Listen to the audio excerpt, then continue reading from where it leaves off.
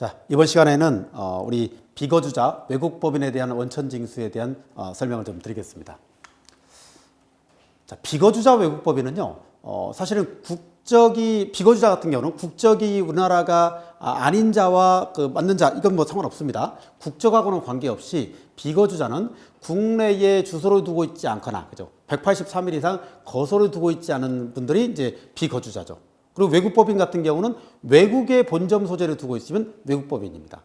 이런 데들은 우리나라에서 뭐 소득이 발생됐거나 아니면 우리 해외 거래를 통해서 소득이 발생됐을 때 우리나라에서 어떻게 과세할 거냐 이 문제입니다. 그 부분을 이제 우리 원천징수에서 살펴보도록 하고 있고요. 개념을 좀 먼저 정립을 해보면 원천징수 의무자가 지급자죠. 지급자. 소득의 지급자가 비거주자 외국법인에게 해당되는 소득을 지급할 때는 세금을 차감해야 되겠죠. 원천징수를 해야 된다는 얘기고요. 비거주자는 그죠. 원천징수 의무자는 이걸 세무서에 우리 비과세 면제 신청서를 제출하거나 일정 부분에 대해서 아니면 원천징수 신고 납부를 동시에 진행하는 이렇게 됩니다. 비과세 면제 신청서는 뭐 조세조약상 세금이 없습니다 이런 얘기입니다. 그리고 뒤에 보면요. 조세조약이라는 말이 나오거든요. 이 조세조약은 우리 국내 세법보다는 우월적인 위치에 있기 때문에 조세조약이 나오면 그 조세조약 상대방이 해당되는 나라에 연관돼서 규정을 살펴봐야 될 겁니다. 대상이 되는 소득 비거주자 살펴보시면요. 이자, 배당, 근로퇴직, 사업, 종교인 소득 등등 이 지급시기 의제, 원천징수 시기 특례까지 규정을 해놨네요. 자, 비거주자 외국법인의 과세 대상 소득은 열거주입니다. 그러니까 우리 소득세법의 특징이죠. 열거된 거 외에는 과세하지 않아요. 그렇죠? 그래서 구체적으로 열거를 해놨다라는 거고요. 법인세법도 포괄주의를 취하고 있지만 외국법인에 관련되는 소득은 우리 본점의 특성, 그죠? 이런 걸 활용해서 이 법인세법에서도 열거를 해놓고 있어요. 그래서 열거 규정이 예외적으로 적용되는 게 또 이 부분입니다. 납세지는 사업장 소재지의 주소나 거소, 거류, 체류지 등을 얘기하고 있고요.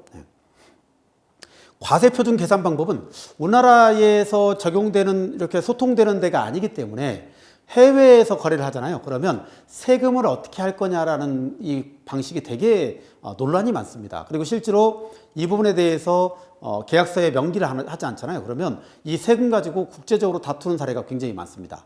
그래서 아예 계약을 이런 식으로 하죠. 세금, 국내에서 부담하는 세금 빼고 얼마, 그죠?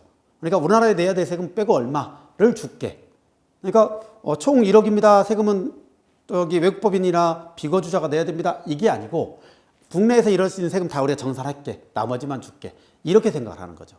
실제로 제가 이제 영국에 있는 이 업체하고 거래를 했던 거래처가 우리 사무실 와서 계속 그 설명을 한 적이 있어요. 계약이 명시가 잘 안 돼 있는 거죠.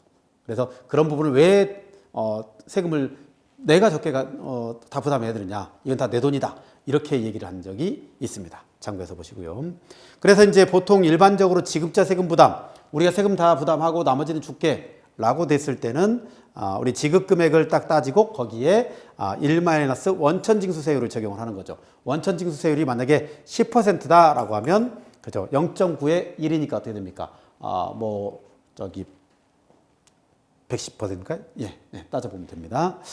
이렇게 된다는 겁니다. 그리고 세율 자체는 국내 세법상 원천징수세율을 적용을 하는 것을 원칙으로 하되 단 조세조약이 나오면 조세조약은 상위법, 그러니까 특별법에 지위에 있기 때문에 이 특별법상은 조세조약은 제한세율을 적용하죠. 그래서 조세조약의 제한세율을 초과해서는 과세할 수가 없다라는 게 특징입니다. 이 제한세율은 우리 좀 이따 보시면 99개국에 나눈 것을 표상 정해놨거든요. 다만 실제로 접목할 때는 우리 국세청의 사이트에 보면 있습니다. 그것들 참고하시면 될 것 같습니다. 국내 원천소득에 대한 과세를 먼저 살펴볼게요. 국내 원천이란 말은 국내 세법상 원천소득이니까요. 국내에서 발생하는 소득을 얘기합니다. 국내에서 발생하는 소득.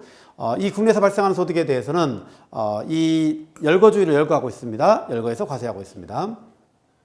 열거하지 아니하는 소득은 국내에서 발생했더라도 우리나라에서 과세되지 아니하고요.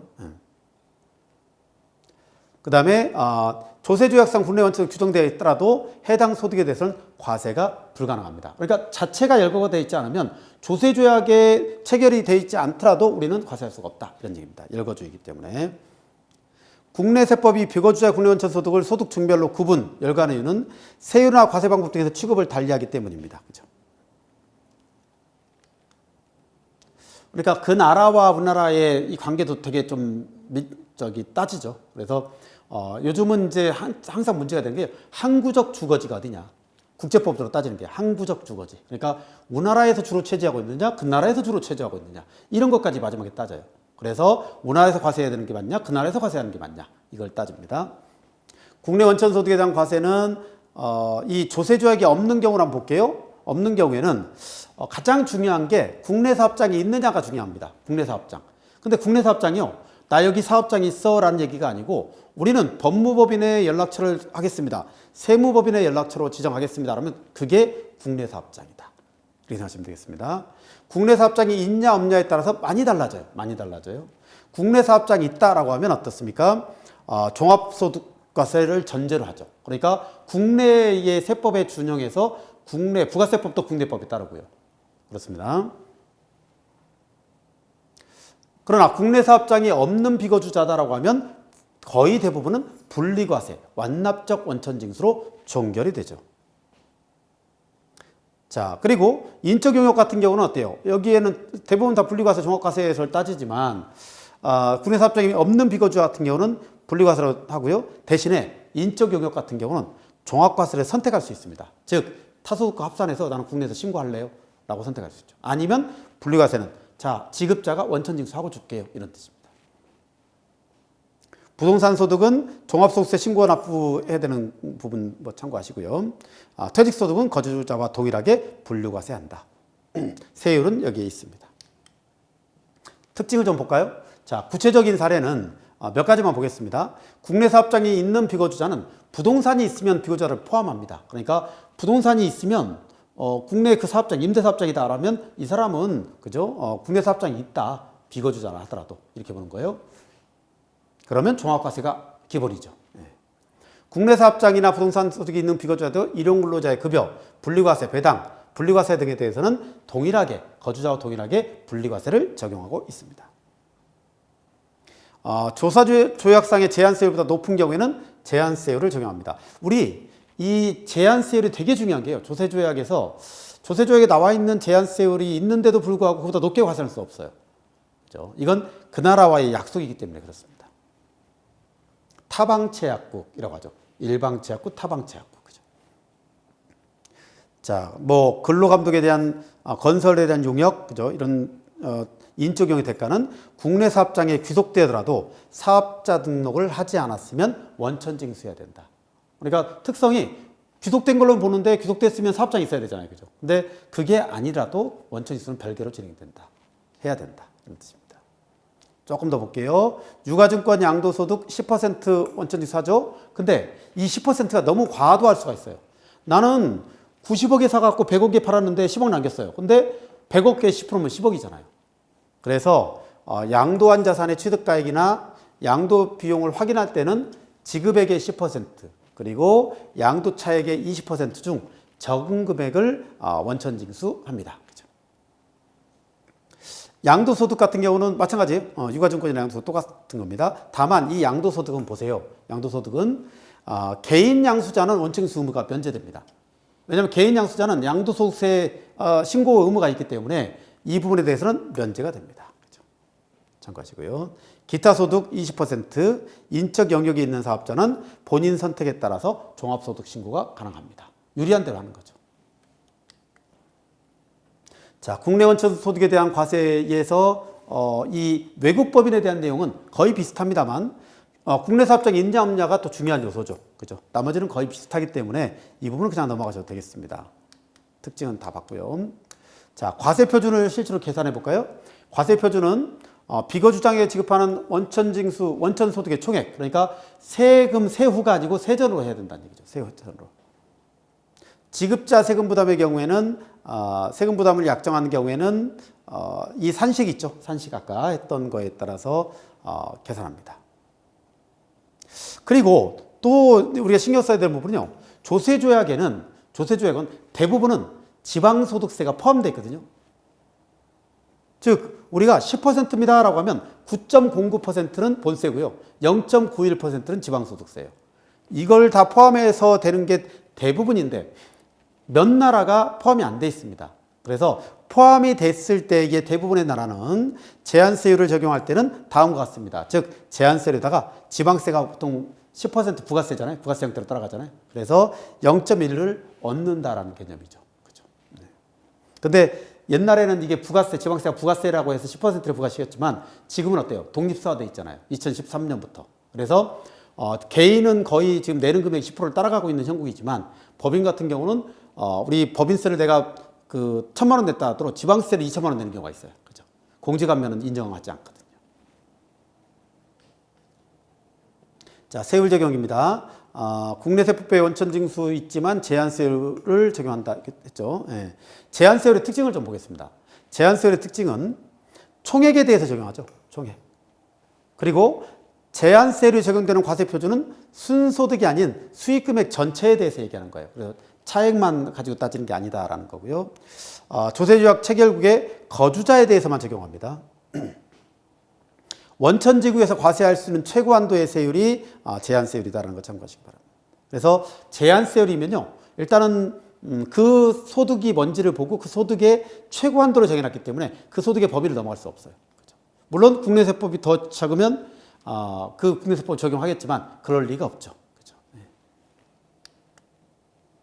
자, 조세조약상 비과세 면제 신청 아까 우리 원칙수 의무자가 제출해야 된다는 규정이 있는데 이 국내 원천소득 중에서는요. 사업소득과 인적용역은 제외합니다. 나머지에 대해서는 실질적으로 만약에 조세조약에 비과세가 될 것 같아 그러면 이건 제출해 줘야 됩니다. 소득의 지급자가 제출하고 대상자가 제출하고 소득의 지급자는 원천징수 한 날에 다음 달 9일까지 제출하도록 규정을 하고 있네요. 그렇죠? 거주증명서를 반드시 포함시켜서 그래서 어느 나라 사람이다라는 것을 명시적으로 보시기 바랍니다. 국내 원천 이건 뭐 넘어가도 되겠네 이건. 자, 네. 여기 보시고 자 이제 마지막으로 이제 우리 그 페이지 어디를 보시냐면요. 그 270페이지를 보시면 우리나라의 조세조약 그 체약국별 적용 대상 조세 및 제한세율로 94개국입니다. 94개국이 지금 나타나는데요. 최근에 이제 이 나라 중에 러시아도 있거든요. 러시아. 근데 러시아가 최근에 우리나라하고 사이가 좀 안 좋잖아요. 우크라이나 이 전쟁 때문에. 그래서 제한세율을 무시하고 과다하게 매기는 경우가 지금 종종 많이 보이고 있어요. 그래서 그 나라에서 이제 적용되니까. 그러면 이제 우리나라는 어떻게 됐느냐. 과다하게 매겼던 것을 여기에서 중복해서 혜택을 주거나 없애주거나 상계시켜주거나 기공제를 시켜주거나 이런 방식의 제도가 지금 시행 중에 있다는 것까지 보시고요. 이게 지금 94개국 나라인데 거기에 보면 뭐라고 되어 있냐면요. 이자소득도 있고요. 배당소득도 있고요. 사용료 소득도 있습니다. 이 이자, 배당, 사용료만큼은 여기에 해당되는 것을 규정되어 있지 않다. 예를 들어서 미국하고 우리가 거래를 했는데 이 소득이 우리가 국내사업장에 없어요. 그죠? 이러고 이 소득에도 들어가지 않아. 그러면 원칙수가 없습니다. 그죠? 그런데 이 소득 내에 들어오면 아무리 많아도 이 소득이기 때문에 제한세율을 적용하면 될 걸로 보여집니다. 자, 이렇게 우리 그 관련돼서 비거주자 외국법인까지 봤고요. 이 비거주자 외국법인을 살펴볼 때는 반드시 상대방 소득자가 어느 나라 사람이냐, 그리고 이게 무슨 소득이냐, 이걸 보고 조세조약을 적용해야 되겠습니다. 자, 우리 비거주자 외국법인 원천징수는 여기까지 하겠습니다. 고생하셨습니다.